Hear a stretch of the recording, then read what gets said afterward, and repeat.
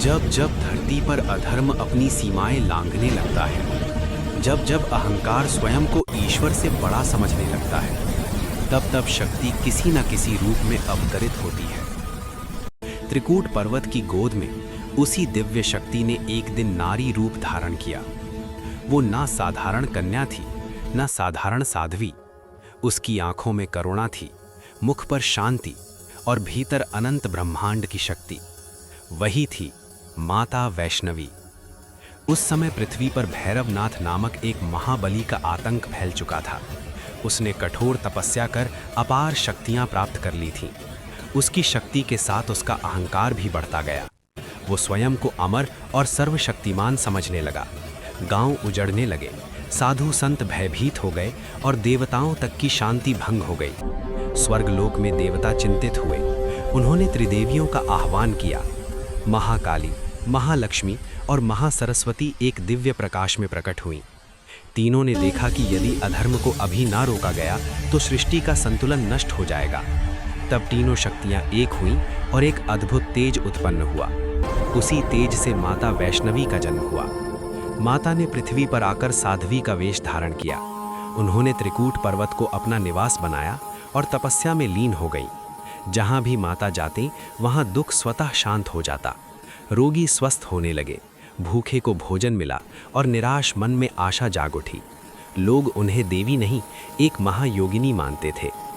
एक दिन भैरवनाथ की दृष्टि माता वैष्णवी पर पड़ी। वो उनके तेज से प्रभावित नहीं हुआ, बल्कि उनके सौंदर्य को देखकर उसके भीतर वासना जाग उठी। उसने माता से विवाह का प्रस्ताव रखा। माता ने शांत स्वर में कहा कि वे ब्रह्मचर्य व्रत में हैं और उनका मार्ग धर्म का मार्ग है। ये उत्तर भैरवनाथ के अहंकार को सहन न हुआ। भैरवनाथ ने माता का पीछा करना आरंभ कर दिया। माता जानती थी कि ये पीछा केवल उनका नहीं, बल्कि अधर्म का धर्म के पीछे दौड़ना है। माता आगे बढ़ती रहीं। उनके चरण जहाँ जहाँ पड़े वहाँ पवित्र स्थान बनते गए। बाण गंगा में उन्होंने बाण से जल प्रकट किया ताकि प्यासे को जल मिले। चरण पादुका में उनके चरण चिन्ह अंकित हो गए। ये यात्रा केवल मार्ग की नहीं थी, ये धैर्य, श्रद्धा और विश्वास की परीक्षा थी।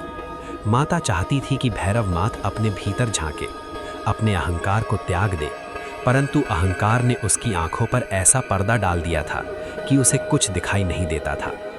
अंततः माता गुफा के भीतर पहुंची, वही गुफा जहां आज भी भक्त दर्शन के लिए पहुंचते हैं।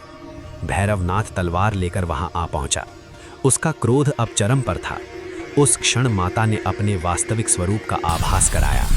गुफा दिव्य प्रकाश से भर गई। त्रिकूट पर्वत कांप उठा। माता ने महाकाली, महालक्ष्मी और महासरस्वती तीनों का रूप धारण किया। ये अधर्म और धर्म का अंतिम संग्राम था। एक ओर वासना, क्रोध और अहंकार था, दूसरी ओर करुणा, शक्ति और न्याय। युद्ध अधिक देर तक नहीं चला। माता ने अपने चक्र से भैरवनाथ का संहार कर दिया। मृत्यु के क्षणों में भैरवनाथ को अपनी भूल का बोध हुआ। उसका अहंकार टूट गया। उसने माता से क्षमा मांगी। माता करुणामयी थी। उन्होंने कहा कि पश्चाताप करने वाला कभी पूर्ण रूप से नष्ट नहीं होता। माता ने उसे वरदान दिया कि जो भी उनके दर्शन करेगा वो भैरवनाथ के दर्शन के बिना पूर्ण नहीं माना जाएगा। इसके बाद माता उसी गुफा में विराजमान हो गई। उन्होंने 3 पिंडियों के रूप में स्थायी निवास किया, महाकाली, महालक्ष्मी और महासरस्वती। वो स्थान शक्ति का अमर धाम बन गया। समय बीतता गया, युग बदले, राजाओं के सिंहासन बदले, पर माता वैष्णो देवी की आस्था कभी कम नहीं हुई। जो भी सच्चे मन से माँ कहकर पुकारता है उसे बुलावा मिलता है। रास्ते कठिन होते हैं पर माँ स्वयं राह बनाती हैं। आज भी त्रिकूट पर्वत की हवाओं में वही स्वर गूंजता है। जो श्रद्धा से आया वो खाली हाथ नहीं गया। जो विश्वास लेकर चला माँ ने उसे संभाल लिया।